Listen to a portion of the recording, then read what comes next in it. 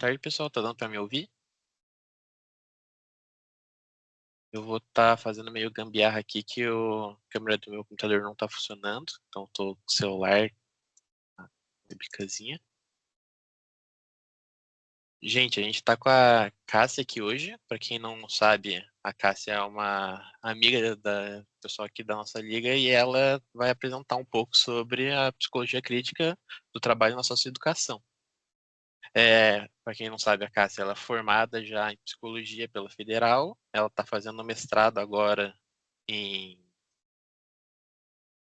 psicologia na linha de pesquisa. Vou ter que olhar aqui na cola, desculpa, Cássia. Educação, trabalho e subjetividade. E está fazendo pós-graduação também em psicologia e serviço social no sistema de justiça. E como a gente já apresentou aqui, a Cássia ela tem bastante ênfase aqui na psicologia do trabalho. Pode já começar a apresentar, inclusive, só para ver se está com a apresentação certa aí. Mas daí a gente vai planejar fazer mais ou menos 1 hora de apresentação. E daí a gente vai ter as perguntas, se tiverem, só levantar a mão, mandar no chat ou em algum outro lugar. Pode abrir o microfone também. Alguma dúvida, pessoal? Estão conseguindo falar, pelo menos abrir o microfone, se tiver dúvida também. Não sei se tem alguma coisa proibindo isso. Mas enquanto isso, também gostaria de falar que a gente está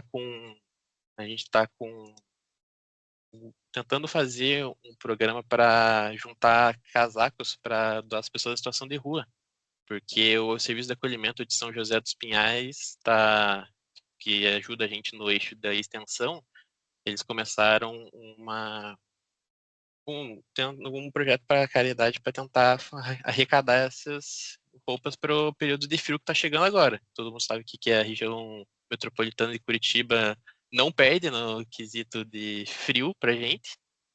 Então a gente vai estar coletando doações nessa sexta, na sexta que vem. Só falar com o pessoal da Liga também, a gente pode tentar se encontrar algum outro dia, se vocês não conseguirem. E na jornada de psicopatologia que vai ter amanhã, eles estão auxiliando a gente, também vão ter um local para fazer a coleta desses casacos e roupas de frio.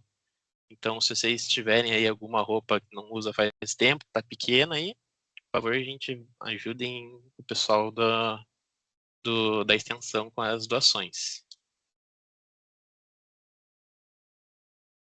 Bem, Arthur, eu vou compartilhar aqui, daí você me sinaliza se tá aparecendo certinho, tá? Certo? Tá aparecendo para vocês? Tá sim.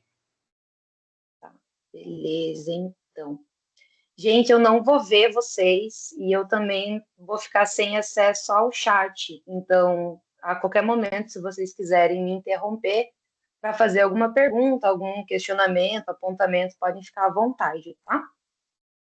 Como o Arthur me apresentou, eu vou me apresentar um pouquinho mais, porque a gente gosta de fazer isso. Mas, em primeiro lugar, eu queria agradecer muito o convite da Liga. Falar sobre psicologia do trabalho é muito interessante para mim, gosto muito, é uma área que me chama muita atenção e é o foco da minha pesquisa também, né? Também queria agradecer a coordenadora do projeto, né, na figura da professora Tainara Graneiro de Mello, também os membros da diretoria, a Aline, o Ricardo, o Enzo Lago, a Ana Flávia, e em especial o Arthur e a Andressa, que eu tive o prazer de trabalhar e também de participar de construções conjuntas. Então, eu vou agora passar esse breve resuminho meu aqui da minha apresentação. Então, como o Arthur falou, eu sou graduada em Psicologia pela UFPR, sou pós-graduanda e também mestranda na UFPR, na linha de pesquisa Educação, Trabalho e Subjetividade, sendo orientada pela professora Carolina de Souza Valde. Para além disso, eu sou membro do grupo de pesquisa Economia Política do Poder e Estudos Organizacionais, que é coordenado pelo professor José Henrique de Faria. Nesse grupo a gente discute bastante essa intersecção da psicologia e também das demais áreas das ciências humanas, sociais aplicadas, que tenham relação com o mundo do trabalho, assim, a partir de uma perspectiva crítica. E também, para além disso, eu sou membro do projeto de ensino, pesquisa e extensão, intitulado Psicologia e Trabalho na Socioeducação, que é coordenado pelas professoras Camila Bruning, Elaine Cristina Schmidt Ragnini e também pela professora Carolina de Souza Valge. Então, como a gente vai falar hoje sobre essa atuação crítica da psicologia no contexto de trabalho, eu acho que... Aí, estava pulando já. A gente precisa falar primeiro, né, do que é essa psicologia crítica do trabalho. Também vou falar para vocês um pouco sobre o que é a socioeducação, também sobre o projeto que eu faço parte, né, na socioeducação, porque a minha pesquisa que eu vou falar para vocês também, que é em relação aos eventos críticos na socioeducação, bem de dentro desse projeto, e também algumas considerações finais, algumas perspectivas futuras aí. Então, num primeiro momento, falar sobre psicologia crítica é algo que não tem muito consenso, assim, porque a gente não pode fazer uma única definição do que se trata a psicologia crítica e também muito menos considerar que existe apenas uma psicologia crítica. Então, a gente pode inclusive questionar o que é esse crítico, qual é o sentido desse crítico que é utilizado, né, junto com a psicologia. Então, trouxe para vocês, para a gente refletir um pouco também sobre esse conceito de crítico, até em relação a uma crítica que não se propõe a negar nada, mas assim a aperfeiçoar, como por exemplo a crítica aos instrumentais da psicologia, por exemplo, os testes psicológicos que são usados para avaliação de inteligência, avaliação de habilidades sociais, avaliação, e que vem a crítica no sentido de aperfeiçoamento desses instrumentos. Então, não é negar a utilização deles, mas é aperfeiçoar para que eles atinjam melhor o objetivo para qual eles foram propostos, assim. Isso é só uma possibilidade do que pode ser entendido como crítica dentro da psicologia, e eu vou indicar para vocês um artigo que é do Hernan Camilo Pulido Martinez e da Aline Sato, que são professores da área, assim. É um artigo que está escrito em espanhol, eu posso disponibilizar o link para vocês depois, mas a tradução dele é, né, então, qual é essa crítica sobre a relação entre psicologia e o mundo do trabalho? Nesse artigo, eles vão abordar as diferentes perspectivas de psicologias críticas, assim, até para dar um panorama mais geral do que esse conceito é considerado na nossa área. E, tendo em vista, né, essas diferentes possibilidades de uma atuação crítica, eu quero fazer com vocês também uma pequena retomada histórica. Que, primeiro, é partir do princípio da constituição da psicologia em consciência, assim, e quais eram os pressupostos dessa atuação, né? Então, a gente parte de uma psicologia que era utilizada, na sua grande maioria, como instrumento de manutenção de uma certa ordem social, né? Que era uma ordem social vigente, que servia aos interesses de um sistema dominante, relacionado principalmente ao seu caráter biologicista e psicologizante. Isso já é bastante debatido na graduação, né, e também em outros espaços, e especificamente na área do trabalho, de uma forma bem resumida, assim, a psicologia ela teve sua entrada nas organizações com o objetivo de adequação dos sujeitos, né? Então, embasando estratégias, técnicas e modos de operar que tinham por finalidade o aumento da produtividade, a diminuição de custos, o aumento dos lucros das organizações, o que é bem condizente com os pressupostos de uma sociedade capitalista, né? E também a gente sabe que isso não se deu sem consequências, né? Que a gente sabe que, ainda mais atualmente, o número crescente de sofrimento e adoecimento relacionado ao trabalho também se apresenta como um dos efeitos dessa psicologia hegemônica, né?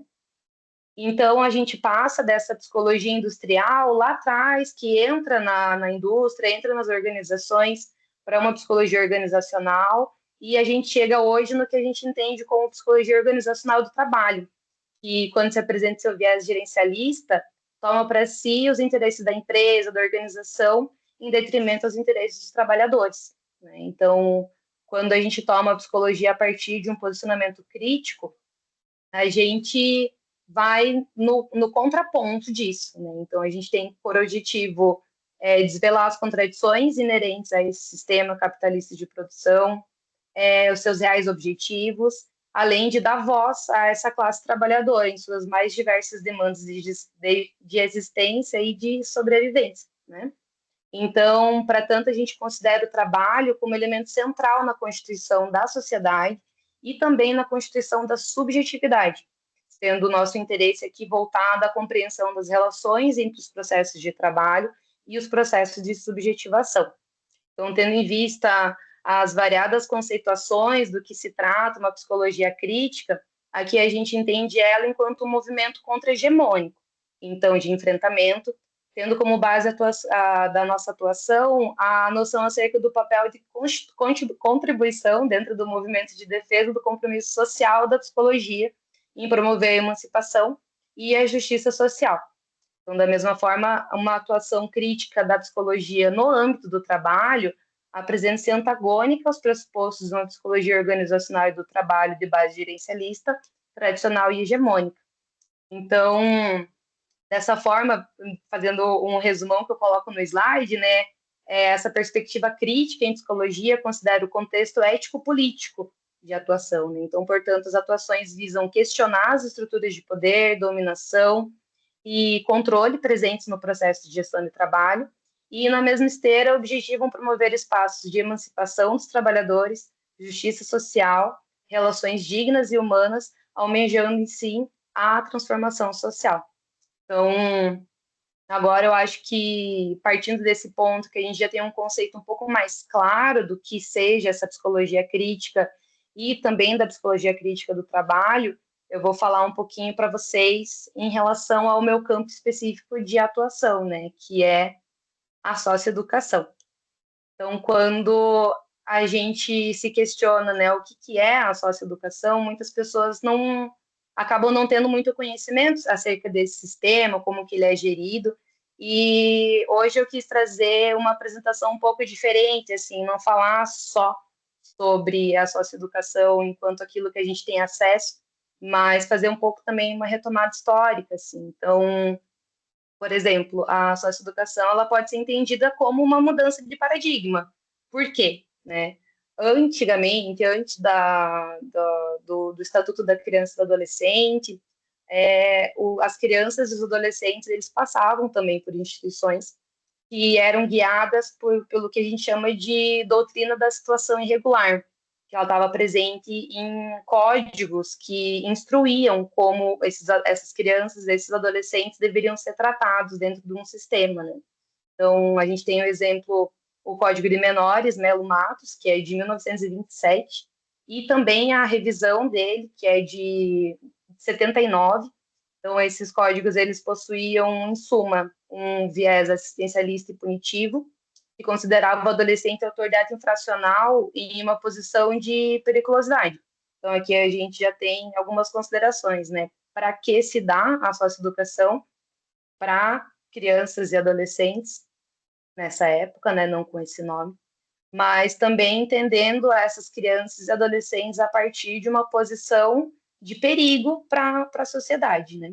Então, é até interessante notar que o uso da denominação, né, o conceito de menor, era uma expressão utilizada nesses códigos e nas legislações vigentes que carrega consigo uma conotação bem negativa. Assim, então, era endereçado aquelas crianças, aqueles adolescentes que eram submetidos ao abandono e também tidos como delinquentes. E como não é uma surpresa para ninguém, originários, em sua grande maioria, de famílias pobres e desamparados pelo Estado, né? Então, a partir dessa posição de periculosidade imposta a esses adolescentes, as medidas adotadas tinham como objetivo propiciar a correção dos desajustados socialmente, assim como prevenir e assistir o menor para que ele não se distanciasse do processo considerado adequado para o seu desenvolvimento e comportamento. Então, assim, os adolescentes, eles eram internados em instituições de tratamento e que a gente conhece como as antigas FEBEMs, né, as Fundações Estaduais do Bem-Estar do Menor, que eram vinculadas a um sistema de atendimento ao menor e ligado ao Ministério da Justiça. aí a gente já percebe também em qual sistema ele vai ser alocado, né? Para uma posterior reinserção social. Então, nessa época, não havia uma distinção muito clara acerca dos objetivos dessas instituições e nem acerca dos parâmetros do seu funcionamento, né? Então, era comum que até mesmo crianças fossem internadas e mesmo sem ter nenhum tipo de envolvimento com atos infracionais. Inclusive, muito disso se deu por propagandas do próprio governo da época, que incentivava as famílias a enviarem seus filhos para as FEBEMs com essas falsas promessas de um futuro melhor, né? Então, nessas instituições eram comuns, assim, ações disciplinadoras e punitivas, também tinham ações de cunho educativo, que era o que era vendido para essas famílias, né? Mas, em sua grande maioria, mais corretivas e mais punitivas, né? E sendo muito comum também que fossem feitas denúncias relativas às precárias condições e o tratamento desumano que esses adolescentes em regime de internação eram expostos. Então, sendo considerado insuficiente para a reintegração preconizada pelo Estado, né? E se vocês tiverem interesse em saber um pouquinho mais como funcionavam as FEBEMs, assim como era a rotina dentro dessas instituições, eu coloquei aqui como indicação para vocês 2 filmes, né? Que é O Contador de Histórias e Pichote, A Lei do Mais Fraco. São 2 filmes nacionais que abordam essa questão de como eram as atuações das FEBEMs, assim, e como se mostra contraditório, né, essa propaganda que era feita às famílias como um projeto de uma vida melhor e o que, de fato, era vivenciado por essas crianças e adolescentes na época, assim, um ambiente extremamente violento e desumano, né?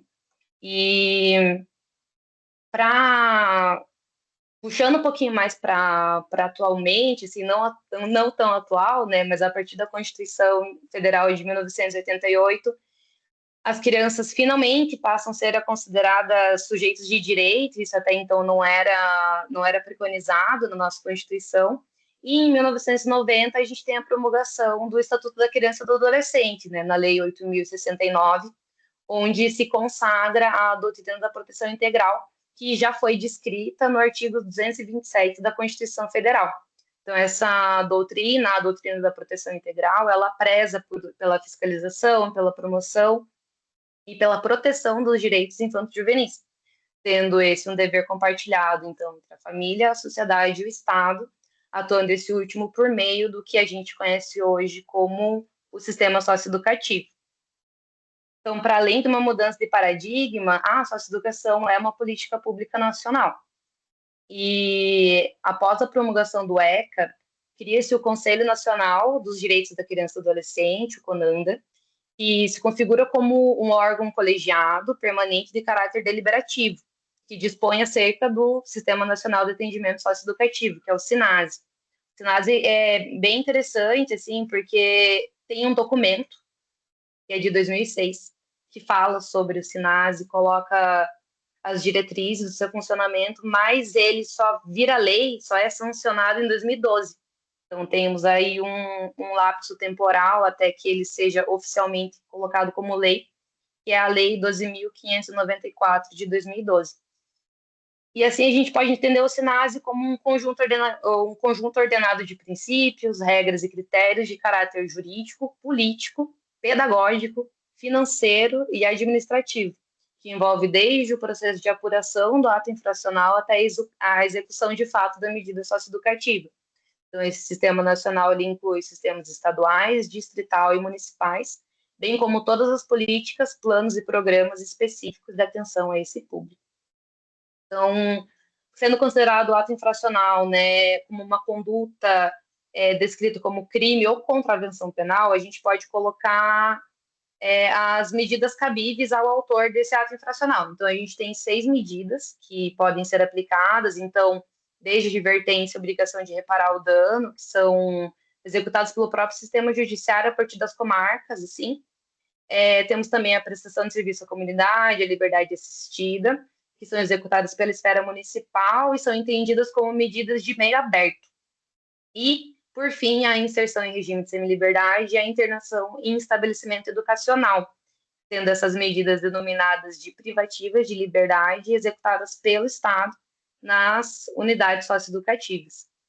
Então, quando a gente fala de unidade socioeducativa, é importante que a gente frise que se tratam de unidades de privação ou restrição de liberdade, e elas são distinguidas em dois tipos, né? Temos as casas de semi-liberdade, onde os adolescentes, eles ficam restritos da liberdade, mas eles ainda têm acesso à escola fora da unidade, eles podem ir até as unidades de saúde, tem atividades de lazer, tem o contato com a família, eles retornam principalmente para dormir nessas casas semi-liberdade.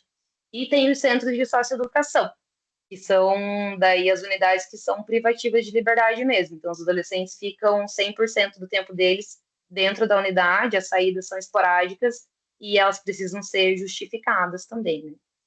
E a gestão do sistema socioeducativo, aqui no Paraná, ela é da Secretaria da Justiça e da Cidadania. Então, voltado novamente para essa área mais relacionada à justiça, à segurança, né? Então, nas unidades socioeducativas gestadas, né, geridas pelo sistema, pela Secretaria da Justiça e da Cidadania, ela também designa para a execução das medidas socioeducativas uma série de profissionais, assim, que fazem parte de diferentes categorias. Então, principalmente, tem duas categorias, que é o dos agentes profissionais, que desenvolvem as atividades mais de cunho técnico, assim, então são os psicólogos, os assistentes sociais, terapeutas ocupacionais, médicos, enfermeiros, e também tem os agentes de execução, que são as funções desempenhadas pelos agentes de segurança socioeducativa. Então, a gente pode trabalhar principalmente com essas duas categorias profissionais dentro do sistema. Então, para além de uma mudança de paradigma, uma política pública nacional, ao longo desses meus anos de contato com o campo, a socioeducação ela se mostrou também enquanto uma contradição. E eu acho que isso é o que permeia principalmente o contexto de trabalho, assim, porque a política pública da socioeducação, ela prevê um processo de responsabilização dos adolescentes que são autores de ato infracional por meio de um projeto político-pedagógico que é alinhado aos direitos humanos. Então, nas suas diretrizes é frisado o caráter educativo das medidas socioeducativas a serem aplicadas, a partir do acompanhamento multidisciplinar, que englobe todas as esferas da vida desse adolescente. Então, desde o acesso à educação, ao lazer, à saúde, o contato com a família, mas a gente percebe que nesse processo de responsabilização, os adolescentes, eles também permanecem uma instituição que apresenta esse viés de segurança. Então, no processo de internação, eles ficam privados de liberdade, total ou parcialmente, né? E são colocados em uma lógica dentro das instituições que remete muito àquilo que a gente vê dentro do sistema prisional, por exemplo, né? Então, desde da forma como eles devem se comportar, o uso de algemas, marca-passo, né? Que é aquela algema que coloca nos pés também. Os alojamentos que eles ficam nas unidades têm grades, são alojamentos individuais, então relembra muito uma cela de uma prisão mesmo, assim, né? Então, como pode ser possível um atendimento de cunho educativo em um espaço onde há muros altos, grades e algemas, né? A gente pode refletir um pouco sobre isso, assim, como essa parte de contradição. E também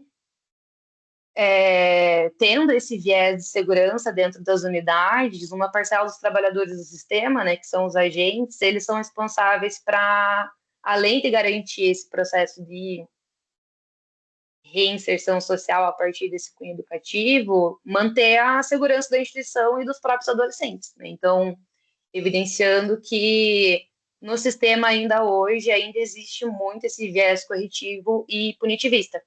Então, a gente pode colocar essa contradição quanto ao objeto, né, das unidades socioeducativas, né? Qual é o objetivo delas com isso, né? É a ressocialização, a responsabilização, ou é a punição, é a correção desses adolescentes, né? E essa contradição, ela vai também para a finalidade dos cargos dentro do sistema, né? principalmente no que diz respeito aos agentes. Eu digo que eu friso bastante os agentes, pessoas, porque é o meu foco de estudo no mestrado, eu tenho interesse por essa categoria, então na minha fala acaba ficando bem permeado esses apontamentos em relação a essa categoria profissional, mas também nas outras categorias existe essa contradição também, esse abismo assim entre o que está colocado na teoria do que é a função e o que é de fato efetivado, assim, né?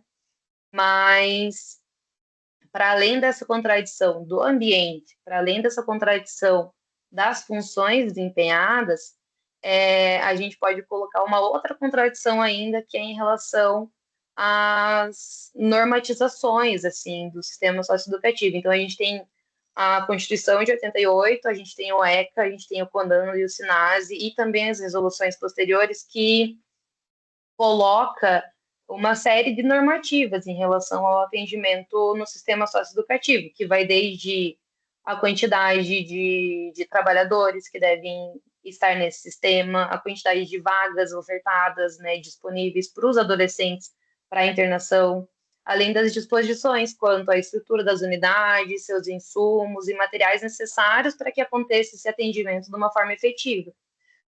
Mas no cotidiano do trabalho a gente vê que a realidade é outra, assim, que revela um número insuficiente de trabalhadores sem condições de trabalho adequadas, o que inclui a falta de treinamento, a falta de capacitações, além da falta de acesso a atividades educativas e de lazer para os adolescentes, somado a um passado de superlotação desse sistema também, que novamente nos remete a esse paralelo com o sistema prisional, né? Então, a contradição daquilo que está posto na teoria e o que se efetiva na prática do trabalho apresenta também o contexto da socioeducação como um ambiente que é composto por imprevisibilidade, tensões, e que está muito suscetível, tanto para os adolescentes internos quanto para os próprios trabalhadores, a um ambiente composto por diferentes tipos de violência. Então, com impactos inegáveis na subjetividade daqueles que compõem o sistema, com desdobramentos nas mais variadas esferas da vida social. E a contradição, ela começa lá atrás, desde até da designação da secretaria que vai ser responsável pela execução do sistema socioeducativo, né? Eu coloco aqui a Secretaria da Justiça ou a Secretaria da Educação, porque em cada estado brasileiro tem autonomia, né? Cada estado tem autonomia para designar qual vai ser a secretaria responsável pelo sistema. Então, aqui, como eu disse, no Paraná é a Secretaria da Justiça, mas, por exemplo, no Rio de Janeiro é na Secretaria da Educação. Então, a gente pode pensar também em como essa mudança de perspectiva, né, qual é o objetivo da socioeducação, já a partir de qual secretaria ela está designada, né? Então, eu queria saber se você tem alguma dúvida em relação ao que é a socioeducação, se eu posso seguir para apresentar agora o projeto que eu faço parte, que tem a ver com a minha pesquisa, Arthur.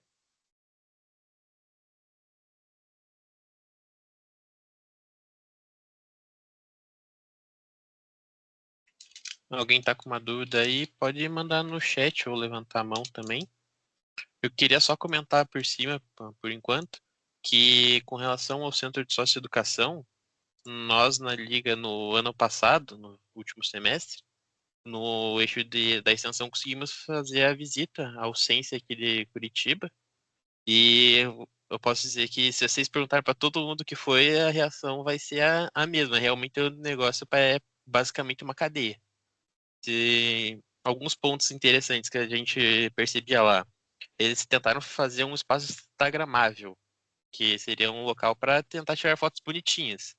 Bem, o problema é que eles colocaram um monte de florzinha atrás de uma cela. Então ficou bem. Dá para ter bastante ideia de como que é o nível do local. Sim, e É, até quando a gente vai ler, assim, eu não sei se vocês já tiveram contato com esse documento do SINASE ou alguma normativa, até mesmo com as resoluções que fazem parte da socioeducação, assim, quando você lê aquilo, você fica, nossa, que bacana, né? Que legal que existe uma política voltada a esses adolescentes. Mas quando você entra de fato nas unidades, é um choque. É um choque Eu lembro quando eu fui estagiária, né? Então eu atuei num centro de socioeducação e eu acho que impactante, no mínimo, para quem entra pela primeira vez, né? Então é nítida essa contradição, né, Arthur? Sim, depois a gente pôde visitar as celas, e daí era realmente o que vocês pensam que seria uma cela de presídio mesmo. Era rabiscado nas paredes com símbolos de facção até, e com umas celas realmente microscópicas. Não cabia uma pessoa, não é como se coubesse uma pessoa de verdade, mas eles faziam caber. Daí a Andressa lembrou aqui no chat que a gente chegou a ver algumas. Participou de uma amostra que a gente trabalhou com um joguinho que a gente montou explicando políticas públicas. Daí chegou a hora de apresentar algumas meninas para o joguinho, e daí elas terminaram, foram escoltadas basicamente pelos agentes com algemas. E todo mundo conseguiu perceber que as pessoas andavam com as mãos para trás, segurando nos pulsos, como se realmente tivesse uma algema atrás. É tão normal isso que virou costume delas. E todas as pessoas, tanto os adolescentes quanto as adolescentes, também estavam com essa mesma posição das mãos. A gente chegou a conversar com um agente lá, e as falas dele foram basicamente tiradas de 50 anos atrás, e muitas pessoas teriam opinião parecida. Tinha comentando sobre tentativas de suicídio que ocorreram lá dentro, e que ele ainda soltou frases similares a quem, quem quer de verdade consegue, e frases Uhum. desse nível para pior. Então, assim, a gente vê que a situação lá não é muito boa, e os próprios agentes que deviam trabalhar para tentar transformar esse lugar em um local realmente de socioeducação acham que são policiais. Então, basicamente, tentando como se tivesse uma penitenciária. Então, a situação lá não é muito propensa à parte da educação. Mesmo sendo o objetivo principal da política, né? Então a gente dá de cara assim com que é essa contradição, e eu vou um pouquinho mais para frente, quando eu for falar da minha pesquisa, eu vou voltar um pouco, né, numa dessas suas falas, Arthur, sobre essas falas problemáticas que são bem presentes dentro do sistema pelos próprios trabalhadores que deveriam estar executando essa medida da melhor forma possível, né? Mas agora eu acho que eu posso começar a falar sobre o projeto que eu faço parte, que é o projeto Psicologia e Trabalho na Socioeducação. Ele é do Departamento de Psicologia da UFPR e ele existe desde 2018. Então, ele veio a partir de uma demanda da própria gestão da secretaria responsável pelo sistema socioeducativo na época. E essa demanda chega na universidade é, a partir da fala da gestora, sinalizando que os trabalhadores eles estavam adoecidos, e ela encarava ali uma possibilidade de atuação da psicologia junto aos trabalhadores. Então, a partir dessa demanda, se constitui o projeto e se estabelece os objetivos das ações que foram desenvolvidas também ao longo dos anos, né? Então, acho importante falar que o projeto ele tem um diferencial porque ele fala sobre os trabalhadores da socioeducação, né, abrangendo as categorias profissionais desse sistema.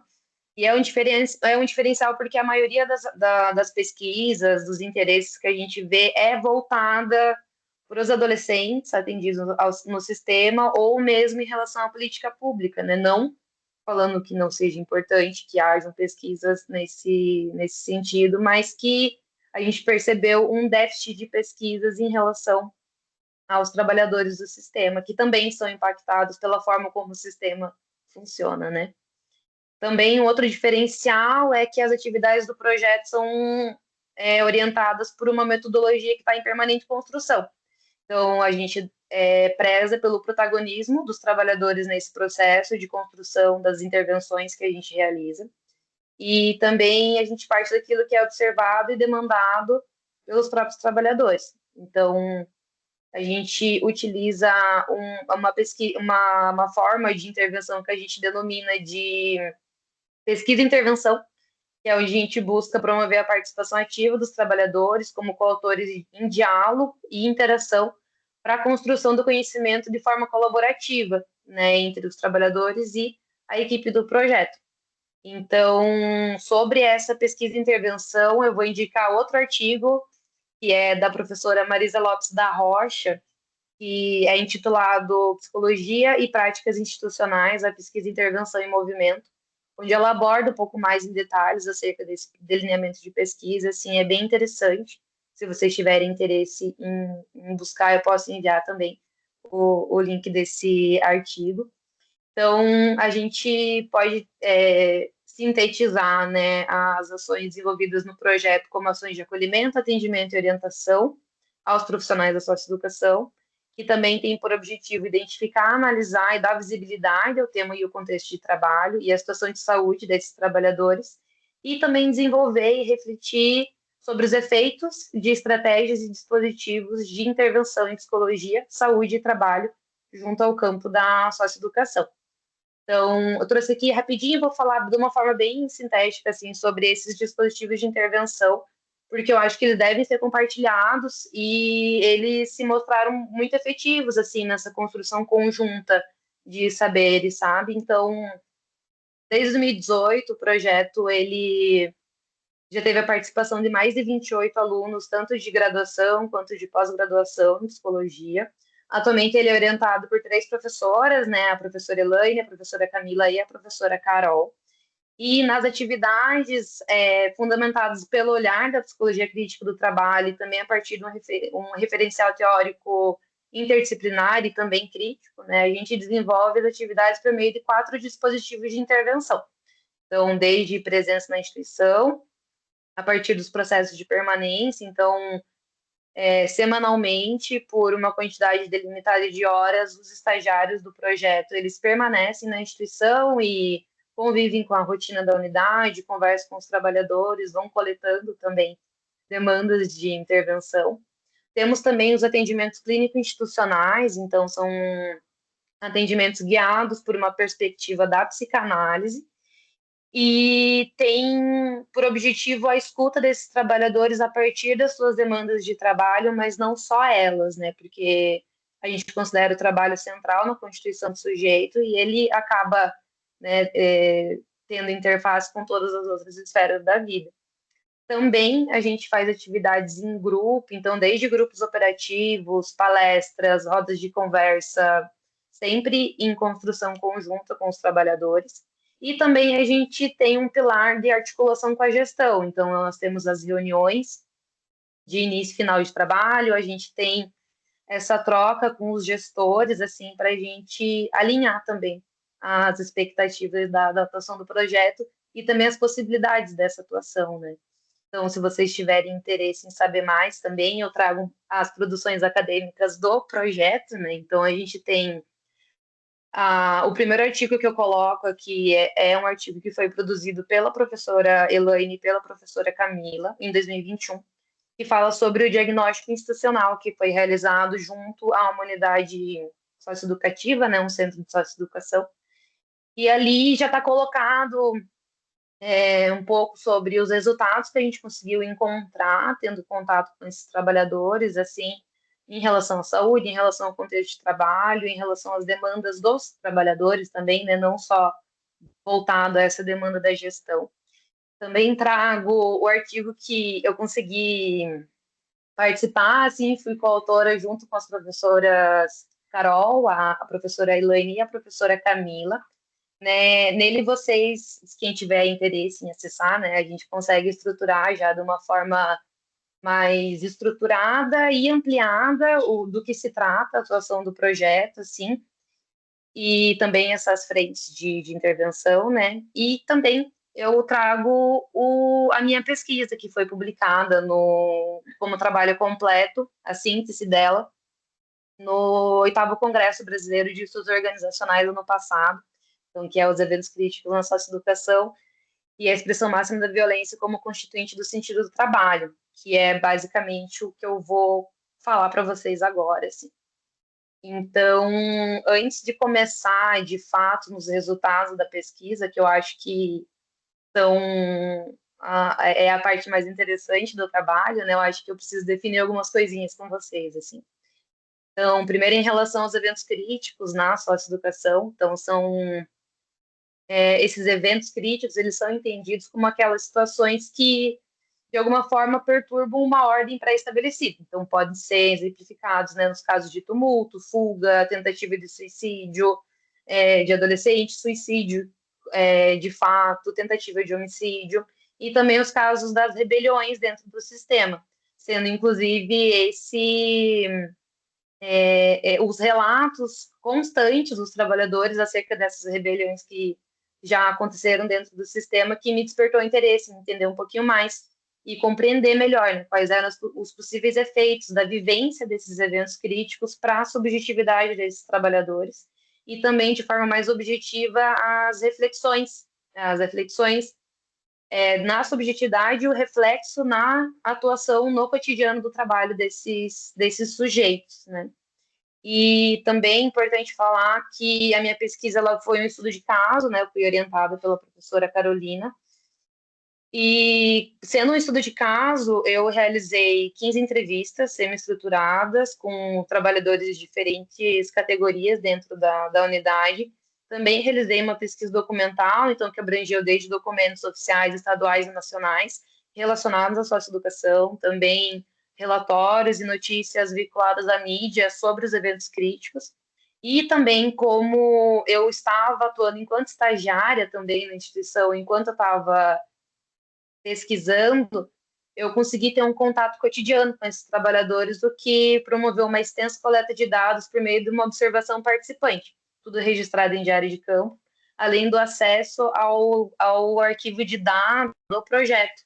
Então, eu tive acesso ao todo a 69 entrevistas, além desses dados, né, de notícias, relatórios da minha observação, o que possibilitou fazer uma triangulação dos dados, assim, e a partir disso elencar as minhas 3 categorias de análise, né, que é o trabalhador em encontro com o sistema socioeducativo, os múltiplos papéis desempenhados pelo Estado na gestão do sistema socioeducativo e também o trabalho na socioeducação e os seus efeitos, o que resta aos trabalhadores. Então, agora eu vou passar a falar um pouquinho mais especificamente sobre cada uma dessas categorias. Em relação à minha primeira categoria, que é o trabalhador e o encontro com o sistema socioeducativo, um dado que me chamou muita atenção foi o desconhecimento dos próprios trabalhadores acerca do que era a socioeducação. Assim, então, muitos entraram na socioeducação com uma perspectiva mais de estabilidade financeira e progressão de carreira por meio do concurso público. Então, não sabiam do que se tratava a socioeducação, e é muito engraçado ver até em relação à forma como era descrito a atuação, principalmente dos agentes, assim, nesses concursos, porque não ficava nem um pouco claro, assim, que além das atividades de educação, que eles eram tidos, né, a nomenclatura anterior eram de educadores sociais, né, então, voltado mais para essa área da educação, eles não sabiam que, na prática, eles também teriam que desenvolver essas atividades de cunho de segurança. Então, aí a gente já mostra como o sentido dado ao trabalho realizado por eles já começa a ir numa quebra, né, numa quebra de expectativa. Mas também existem os profissionais que entram na socioeducação sabendo que é a socioeducação, tendo interesse nessa atuação e mais alinhados aos direitos humanos, alinhados a esse processo de responsabilização desses adolescentes, e está geralmente mais relacionado ao pessoal da equipe técnica, então psicólogos, assistentes sociais, eles entram, professores, eles entram na socioeducação já com essa perspectiva de atuação. Outra coisa que me chamou muita atenção e que fez parte dessa categoria foi a vivência direta ou indireta de eventos críticos aqui, né? A vivência direta eu considerei os trabalhadores que estavam na unidade durante a ocorrência dos eventos críticos, e a vivência indireta aquela dada a partir de relatos de outros trabalhadores, histórias, a própria mídia, né? A gente tem aquela rebelião bem conhecida, que é a rebelião do Educandário São Francisco. Foi em 2004 que teve a morte, né, de 7 adolescentes, mais outros feridos, trabalhadores também foram pegos de refém. Foi uma rebelião bem grande aqui no estado do Paraná. E, inclusive, aqui na região metropolitana, né? Foi ali em Piraquara, essa rebelião. Então, das 69 transcrições que eu tive acesso, 61 delas foi evidenciada que os trabalhadores, eles experienciaram, de alguma forma, os eventos críticos, né? Então, de 69, 61 delas é um dado bem expressivo, né?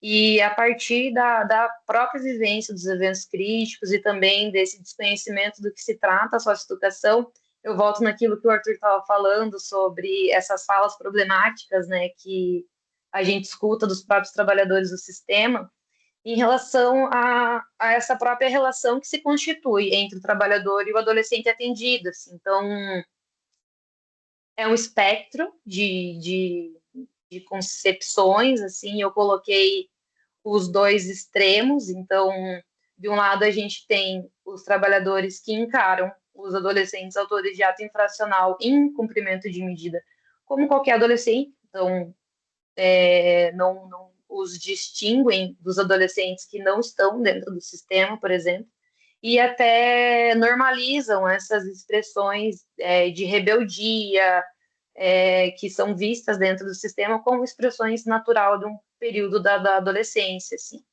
E, do outro lado, completamente oposto, a gente vê esses relatos desses profissionais que consideram esses adolescentes como delinquentes não confiáveis. Então, já vem com uma série de preconceitos antes mesmo de entrar em contato com esses adolescentes, assim, e que não acreditam que a socioeducação sirva para resolver alguma coisa. E direcionam a responsabilidade, a culpabilização totalmente no adolescente em si, né? Desconsiderando contexto social, considerando situação socioeconômica, desconsiderando o território do qual esse adolescente pertence. E, a partir disso, se estruturam essas marcas da contradição da socioeducação que eu trouxe no início da minha apresentação. Vou tomar um golinho d'água.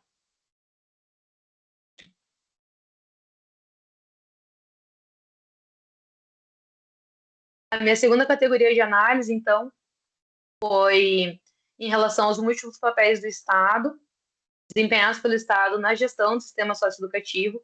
Aqui eu consegui sintetizar muito daquilo que foge da esfera do cotidiano do trabalho como sendo somente a unidade socioeducativa, mas partindo também por uma contradição muito maior, né, que já começa na forma como esse sistema é estruturado. Né? Então, a partir da organização do sistema socioeducativo, eu pude fazer relações com os eventos críticos. Então, desde a estrutura das unidades, que é uma estrutura precarizada, a falta de incentivo, a falta de financiamento, a falta de cuidado com a estrutura, com a infraestrutura, com os materiais que são colocados para serem trabalhados junto aos adolescentes, assim, além das mudanças constantes em relação a como a socioeducação funciona.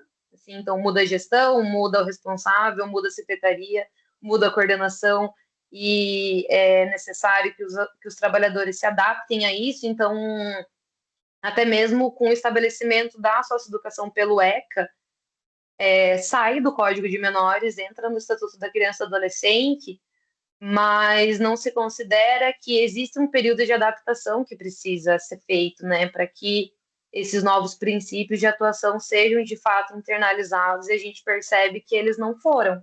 Assim. Então, quando o Arthur fala, né, falas que seriam completamente plausíveis há 50 anos atrás, é porque realmente alguns trabalhadores eles têm a atuação guiada por esses pressupostos que são anteriores ao ECA. Assim, né? Então, além disso, eu pude constatar a não sistematização de ações voltadas aos trabalhadores. Então, novamente aquilo, né?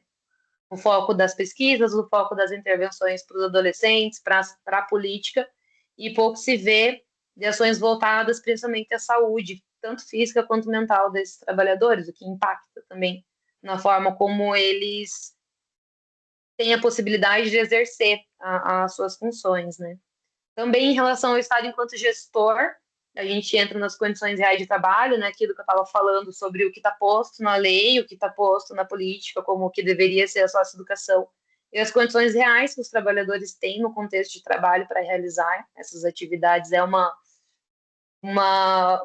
discrepância muito grande, assim, e a ausência, né, de formações, treinamentos e capacitações, que também influencia na forma como esses trabalhadores veem o sistema. Então, se não há formações, não há treinamentos, não há capacitações, como você pode discutir qual que é o objetivo da política? Como que você pode discutir a importância de assegurar os direitos desses adolescentes que estão em cumprimento de medida, né? E também em relação ao posicionamento do Estado enquanto empregador. Então, desde o desamparo e culpabilização individual do trabalhador na ocorrência de eventos críticos. Então, se tem alguma fuga, se tem algum tumulto, alguma rebelião, há essa preocupação em dar nomes aos trabalhadores que, teoricamente, foram responsáveis para que isso aconteça, mas ignora-se que as falhas já estão no próprio sistema e na sua gestão, e não somente no trabalhador que estava presente quando esses eventos críticos aconteceram, né? Também os processos constantes de sindicâncias e processos administrativos disciplinares, então muito relacionado a essa culpabilização dos trabalhadores, e também os processos de transferência e afastamentos, assim, que acaba sendo meio arbitrário, assim, então quando os trabalhadores são transferidos, quando eles podem se afastar por motivos de saúde, porque eles têm que passar por um processo de perícia, que às vezes, mesmo em sofrimento, principalmente sofrimento psíquico, eles não são autorizados a se afastar do trabalho. Então, como isso reverbera também no sentido que é dado ao trabalho exercido, né? E a minha última categoria de análise, que é o trabalho na socioeducação e seus efeitos, o que resta aos trabalhadores, né? A gente pôde constatar o contexto de trabalho na socioeducação como promotor de sofrimento e adoecimento, então, nas mais diversas expressões desse sofrimento e desse adoecimento, né? Então, desde casos de hipertensão, pressão alta, gastrite, até mais subjetivos, né? Os ataques de pânico, ansiedade, episódios depressivos, presentes e relacionados pelos próprios trabalhadores como advindos do contexto de trabalho. Então, eles mesmos colocam, né, como a saúde deles foi afetada pelo trabalho que eles desenvolvem e, mais ainda, quando eles sofrem, né, passam por algum evento crítico no decorrer da carreira. Assim. E a partir disso, a gente pode falar um pouco, né, sobre essa construção ou não no sentido do trabalho diante dos eventos críticos, né, e novamente veio com um espectro de construções acerca desse sentido, mas aqui eu coloco novamente os dois pontos opostos, né, então existem trabalhadores que, após passarem por eventos críticos, eles passam por um processo de identificação com o trabalho, então eles buscam se aperfeiçoar, buscam participar de cursos por conta própria, buscam entender melhor as condições sociais históricas que esses adolescentes eles estão inseridos antes, durante e depois que eles saem do sistema. Mas, por outro lado, a gente vê também trabalhadores que se resigam. Então, eles não querem, não se aperfeiçoam, quando passam por eventos críticos, tendem a ter um distanciamento cada vez maior em relação aos adolescentes. Isso a gente percebe bastante nos agentes também. Então, acabam por naturalizar essas situações de violência, ao mesmo tempo que eles passam por um processo de desumanizar esses adolescentes também. Então, se afastando cada vez mais do objetivo do que seria a socioeducação, né? E a partir do relato desses trabalhadores, eu consegui elencar saídas possíveis para permanência no trabalho, né? Porque a gente questiona, poxa vida, é um trabalho que é promotor de sofrimento, que é promotor de adoecimento, que tem reflexos na saúde diretos, assim, e por que essas pessoas permanecem, né? E dentre as saídas possíveis para a permanência desses trabalhadores, eu consegui elencar, né, o uso do humor, que é muito comum, os trabalhadores falarem em um tom bem humorado em relação às situações críticas que eles vivenciaram, às situações de violência que eles vivenciaram, até como uma forma de tentar dar uma leveza para esse ambiente que já é tão tenso, já é tão pesado, né? Mas mascara, mas não resolve muito, né? Também a busca por apoio psicológico ou religioso, isso foi citado em algumas entrevistas, mas eu não consegui fazer uma sistematização, então se isso se deu depois dos eventos ou se é contínuo, foi uma ação pontual, isso eu não consegui aferir. Também, principalmente em relação aos agentes, o senso de coletividade, então, nas relações de trabalho, acaba sendo comum quando um agente não está bem, outro assumir as suas funções naquele dia para evitar que ele tenha contato com os adolescentes, ou quando ele está muito estressado, ou está muito instável, para que ele não se prejudique no exercício das suas funções, isso acontece. Também em relação aos agentes adoçando personagem, então eles se fazem fortes, eles não podem demonstrar fraqueza, porque ali eles precisam ser uma figura de autoridade. E que quando eles saem do trabalho, eles sentem o peso dessa performance que eles têm que fazer 12 horas por dia, né? E também o uso de medicamentos e de substâncias psicoativas acontece, tanto de psicofármacos quanto de medicamentos para a saúde em geral, né? Para hipertensão e tudo mais e o uso de substância também como uma saída para tentar lidar com aquilo que é a violência constante que eles estão ali, não só a violência explícita, mas essa possibilidade de violências que eles estão expostos, assim. E, por último, também a cisão entre o trabalho e a vida. Então, trabalhadores que, ao saírem da unidade, eles não pensam sobre o trabalho. E só voltam a pensar sobre o trabalho quando eles voltam para a unidade. E como eles evitam falar do trabalho fora desse espaço, evitam frequentar lugares onde eles possam encontrar os adolescentes que já foram atendidos pelo sistema, e como eles também distanciam a própria família, o próprio círculo social desse contexto, assim, numa tentativa de preservar a família, mas também se preservar nesse processo de não rememorização daquilo que se passa no interior, né, do contexto de trabalho, assim. Então, a partir dessas 3 categorias de análise, eu parto para as minhas considerações finais em relação à minha pesquisa. Então, com ela, eu pude constatar que é necessária uma ampliação dos estudos direcionados à perspectiva dos trabalhadores que atuam no sistema socioeducativo, também que é necessário um olhar direcionado às questões sociais e políticas, não só aquelas individuais, focadas principalmente nessa culpabilização, nessa responsabilização, mas entender o contexto social e político que a socioeducação está inserida, né? E seus desdobramentos também para as expressões de sofrimento e adoecimento desses trabalhadores. Também uma necessidade de uma maior disseminação quanto aos objetivos e à finalidade da socioeducação, tendo em vista que muitos dos seus próprios trabalhadores não conseguem entender de uma maneira clara e objetiva do que se trata essa política, né? Também a necessidade de uma maior articulação entre a teoria e a prática na socioeducação, e também a reestruturação de protocolos de trabalho e de planos de ação, assim, porque da mesma forma que na teoria da socioeducação existe esses protocolos, existem esses planos de ação, na prática acaba que eles não se efetivam, ou eles acabam sendo tão abstratos que eles não conseguem ser colocados no cotidiano do trabalho, né? Então, o que acaba também impactando no sentido do trabalho e impactando na forma como serão resolvidos, solucionadas as questões relativas aos eventos críticos na socioeducação, né?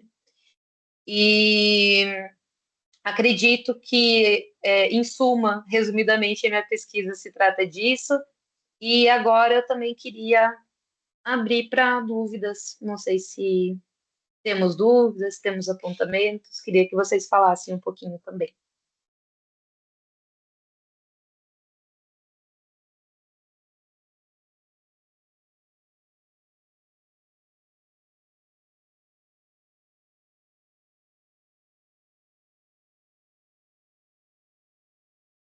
Arthur, eu não estou te ouvindo.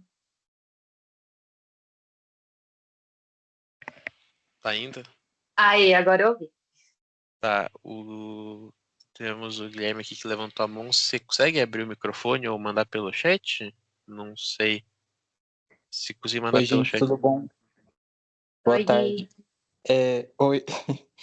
Por chat eu não consigo mandar, não tenho acesso ao chat, por isso que eu abri o microfone e levantei a mão. Então, eu fiquei. Primeiro, parabéns pela apresentação, eu aprendi muitas coisas novas, achei muito boa. Você falou um pouquinho sobre como que o grupo de vocês trabalha com os agentes, né? E com os profissionais da socioeducação, e não diretamente com os adolescentes, né? Você falou um pouquinho sobre como que isso começou, que foi uma demanda de uma coordenadora, se eu não me engano, mas eu queria ver como que, na tua visão, por que foi importante vocês continuarem trabalhando com os agentes da socioeducação, com esses profissionais, e como que você vê a importância disso, né? Esse diálogo do trabalho com os adolescentes e com os profissionais. Ah, entendi. Então, a demanda ela chega através da fala da gestora, né, que os trabalhadores do sistema eles estariam adoecidos, mas essa demanda ela não é acatada sem crítica, né, sem problematizar o que seria esse adoecimento dentro do sistema, né? Então, até por meio do diagnóstico institucional que foi realizado, esse levantamento dessas demandas, eu acho que o projeto ele permanece porque a gente entra na instituição não com esse olhar de uma psicologia que patologiza, sabe? É uma psicologia que escuta, que acolhe e que tenta, em conjunto com esses trabalhadores, dar algum sentido, dar alguma vazão para as demandas que chegam, né? Então, é, muitas das falas dos trabalhadores, assim, até no artigo que foi publicado no passado, tem uma fala, né, que um agente ele coloca, né, que eles também estão presos. Então, o que a gente pode tirar a partir disso, né? A gente percebe que eles também estão envolvidos, né? Estão envoltos em uma realidade, em um contexto ali que também reverbera, né? Mas que muitas vezes é invisibilizado. Então, eles não se sentem ouvidos, né? E durante a atuação do projeto, assim, a gente percebe que dá esse espaço para que eles falem e contribuam no conhecimento, na construção do conhecimento que diz respeito a eles mesmos, assim, tem sido muito, muito benéfico, tanto para eles quanto para a gente também, enquanto projeto, né? E é assim, todo ano existe duas reuniões, né? A devolutiva da metade do ano e a devolutiva do final do ano. E na devolutiva do final do ano, onde a gente faz uma apresentação das atividades desenvolvidas, sobre as nossas percepções, sempre é perguntado se os trabalhadores têm interesse que o projeto continue. E a resposta sempre é positiva. Então a gente está lá e eu acho que a gente pretende continuar lá enquanto fizer sentido para esses trabalhadores também. Assim. Então é um espaço que a gente problematiza, é um espaço que a gente constrói em conjunto, é um espaço que a gente promove também essa disseminação, né, desse conhecimento em relação à socioeducação, em relação à psicologia crítica do trabalho na socioeducação, porque a gente pauta muito a nossa atuação querendo ir na contramão desse viés assim da psicologia enquanto assistência, enquanto uma clínica individual, a gente preza por esses espaços coletivos também. Então, não sei se eu consegui responder a tua pergunta, Gui. Eu acabei divagando aqui. Não, eu acho que respondeu super, assim. Me parece que dar um espaço para esses trabalhadores também acaba fazendo com que eles tenham uma outra vazão para tudo isso, né? E acabem não reproduzindo muito dessa lógica da instituição nos adolescentes, né? Ou pelo menos diminuindo a probabilidade que eles façam isso, né? Bem legal, Cássio. Ah, obrigada, Gui. Assim, a gente percebe que o campo ele ainda é cheio dessas contradições, né? Ainda não é uma coisa que a gente consegue, né, mudar, e até porque a gente não considera que nós devemos ser os responsáveis por essa mudança. A gente está ali para auxiliar esse processo de reflexão dos próprios trabalhadores, né? Então, é um trabalho que ele não tem esse cunho imediatista, assim, mas que a gente fomenta essas discussões, né? Então, a gente fomenta esses momentos de debate, espaços coletivos, para que seja questionado mesmo qual que é o objetivo da política e o que pode ser mudado, o que faz sentido, o que não faz sentido. Então, não sei, eu gosto muito desse projeto, né? Então eu posso ficar falando horas dele aqui, mas eu agradeço muito a pergunta, Gui, a contribuição. Eu que agradeço.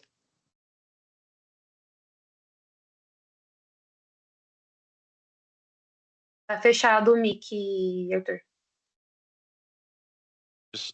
Tá dando? Aham. É que eu tô tentando controlar no computador e no celular, daí eu tô confundindo.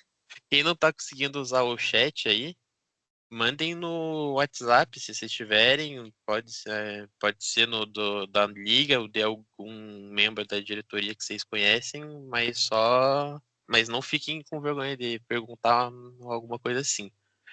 Segundamente, gostaria de perguntar se pode mandar os links para acessar os artigos que falou. Pode mandar para mim mesmo, mandar no chat também. Daí eu compartilho com o pessoal no grupo também. E terceiramente, eu acho que fazia tempo que a gente não se via, mas eu esqueci do quão maravilhosa você é. Essa fala espetacular. E realmente, é, a fala inteira foi muito legal. A parte do que você falou do Sense, eu relembrei, então realmente trouxe de volta a memória daquela visita e todas as problemáticas que a gente pôde visualizar lá dentro e que você pôde confirmar pra gente que não foi só uma sensação de uma visita única. E se tiver mais alguma dúvida aí, pessoal, pode mandar pra gente, por favor. Eu agradeço muito, Arthur. Eu coloquei aqui também é, o meu agradecimento, né? Muito obrigada por todos aqui que ficaram com a gente, ouvindo, contribuindo novamente à Liga. Também coloco o meu e-mail para contato, caso vocês queiram tirar alguma dúvida também um pouco mais tarde, se agora não surgiu, que talvez surja. Também, se quiserem indicações assim mais específicas, eu posso mandar por e-mail também. Aqui eu coloquei as referências que eu citei e que eu usei na construção dessa apresentação. Vou mandar também. Posso mandar para você, Arthur, daí você compartilha com o pessoal, assim. E eu acho que é isso. Eu vou parar de compartilhar aqui, beleza? Aí. Bem, gente, se ninguém tiver mais dúvidas, acho que a gente pode finalizar. Só gostaria de lembrá-los da nossa campanha para pegar casacos que estiverem sobrando aí com vocês, roupas de frio, para a gente conseguir unir o eixo do ensino com a extensão, para a gente conseguir fazer essa entrega para o pessoal do acolhimento de São José dos Pinhais. Então, quem tiver aí sobrando, pode entrar em contato com o pessoal da Liga, nem que seja pelo Instagram, a gente ajeita aí para pegar, buscar na PUC ou algo assim. A princípio, a gente está fazendo a coleta na sexta-feira, hoje e da semana que vem, e na jornada de psicopatologia. Mas, por enquanto, eu acho que é isso. Quem quiser falar mais alguma coisa, fale agora. Vamos disponibilizar online também uma gravação.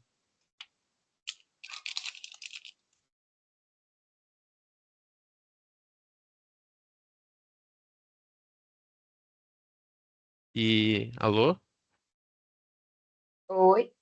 A bateria do meu celular morreu, eu tive que trocar aqui pro computador. Ah. Então eu tava sem câmera. Mas é isso, gente. Alguma outra questão?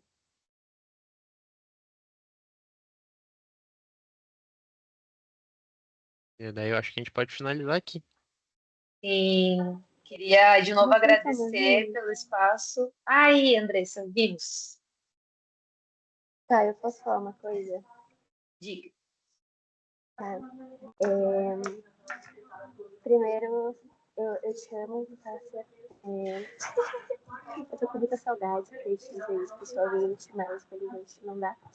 E eu não sei se eu consigo ver o que eu tô mandando no chat, parece que tá bugado, né, pra algumas pessoas. Eu estou conseguindo mandar, mas as pessoas não estão conseguindo ou não estão conseguindo ver. Para mim aparece que o chat não disponível, em reuniões de canal, somente os membros da equipe têm acesso ao chat. Parece essa Enfim, informação.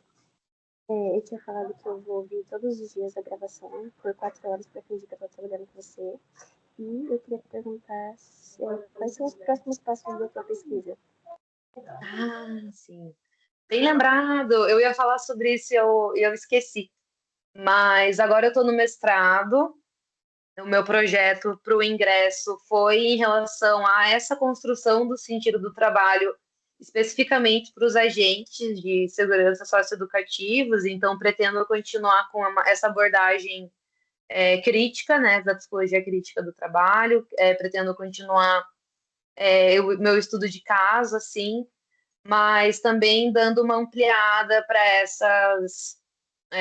esses desdobramentos a partir da atuação do Estado em relação a esses trabalhadores e também dos impactos dessa gestão para a constituição do sentido de trabalho deles, assim. Então, ainda estou no comecinho do mestrado, né? Mas pretendo seguir nessa abordagem, assim, mais relacionada ao sentido do trabalho dos agentes, assim, mais especificamente. E eu também estou com saudade.